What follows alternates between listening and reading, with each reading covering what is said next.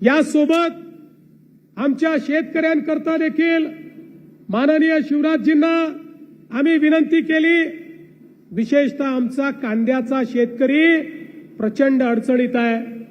अनेक शेतकरी कांद्याला 1 रुपया भाव मिळतोय म्हणून कांदे फेकून द्यायला निघाले आहेत आणि म्हणून शिवराजजींना मी सांगितलं काय वाटेल ते करा, पण कांदा विकत घ्या।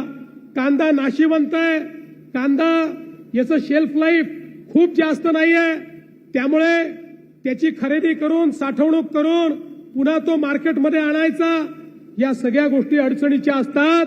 पण तरी देखील आपल्या विनंतीला मान देऊन आजपासनं महाराष्ट्रामध्ये शिवराज सिंग चौहान साहेबांच्या नेतृत्वात, माननीय मोदीजींच्या नेतृत्वात 12 रुपये 35 पैशाने कांद्याची खरेदी सुरू होते।